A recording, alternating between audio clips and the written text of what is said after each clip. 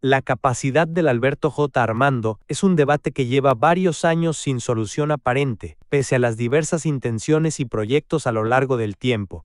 Es que queda claro que el estadio de Boca Juniors le queda chico para la cantidad de público que pretende llenarlo, y por eso el club debe recurrir a filtros para que no se generen problemas en los accesos.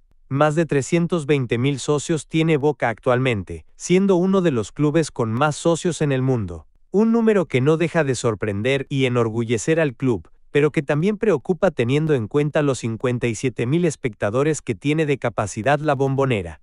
La frase que dice que la cancha ya quedó chica, se viene repitiendo desde hace varias décadas. Actualmente menos del 20% de la masa societaria del club puede asistir a los partidos de local.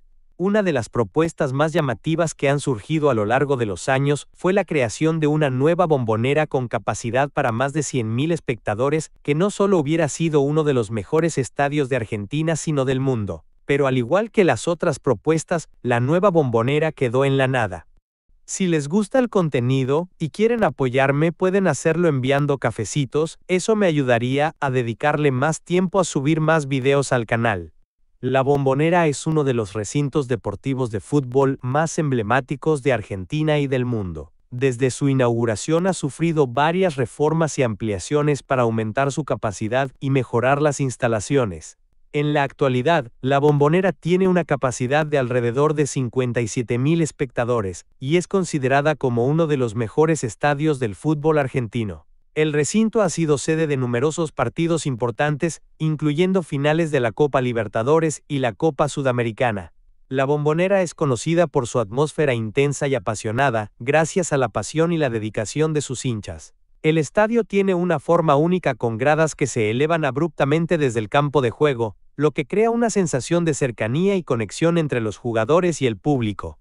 Debido a la gran masa societaria del club, surgieron una gran variedad de planes para ampliar y construir nuevos estadios para Boca Juniors que nunca se hicieron.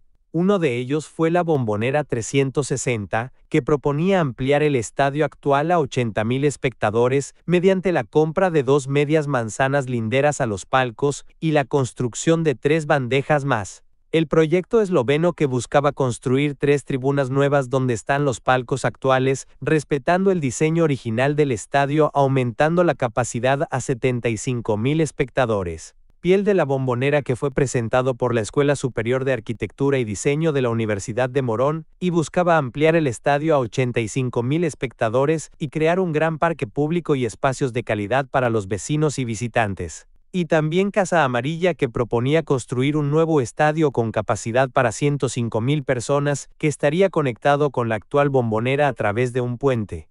En el canal ya hay un video donde hablo más al detalle de todos los proyectos de remodelación y construcción de nuevos estadios que ha tenido Boca Juniors a lo largo de los años, por si quieren verlo.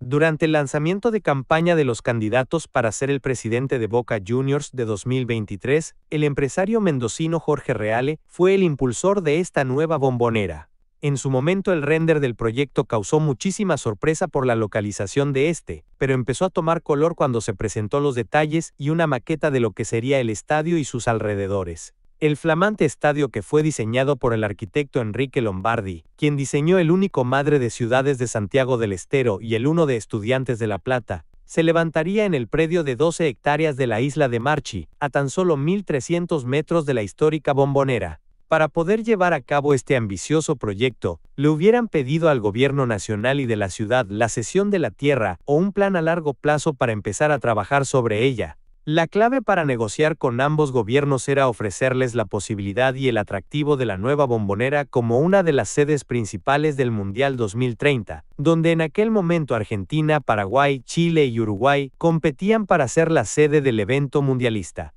El punto fuerte de la propuesta es la capacidad que ofrecería.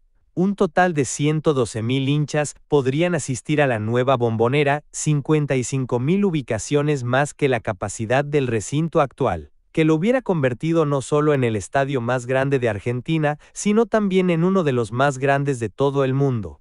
En cuanto a la distribución de los asientos, se destinarían 60,000 ubicaciones para los socios y otras 52,000 le corresponderían a los abonados. El estadio dispone de 444 palcos VIP, 192 palcos turísticos, 78 cabinas de transmisión y 4.000 plazas de estacionamiento dentro del propio predio de la cancha. El estadio se planificó para cumplir con todos los requisitos de la FIFA y Conmebol para poder recibir todo tipo de eventos deportivos, tanto nacionales como internacionales.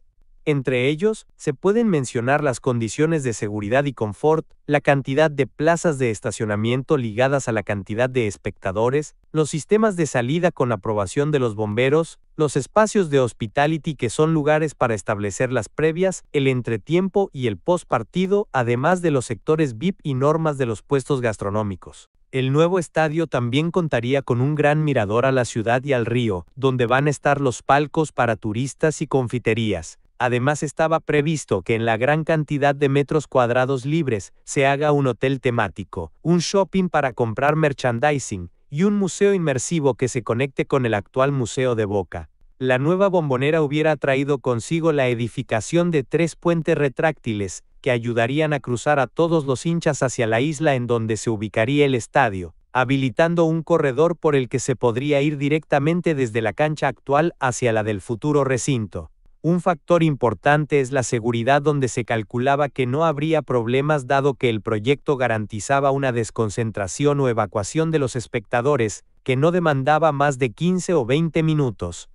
La financiación se basaba fundamentalmente en la venta anticipada de varias ubicaciones del estadio, especialmente de plateas, donde habrá 30.000 más que en la Bombonera, 4.000 palcos y las cocheras. La venta de todo esto daría cerca de los $400 millones, que es la inversión requerida para la construcción de la nueva Bombonera. Además añadió que se buscaba utilizar el mismo modelo de River Plate con la reforma del Monumental al buscar un sponsor para el naming del estadio, que se hubiera utilizado para la inyección inicial de dinero del proyecto, para que luego se pueda avanzar con la preventa de los lugares.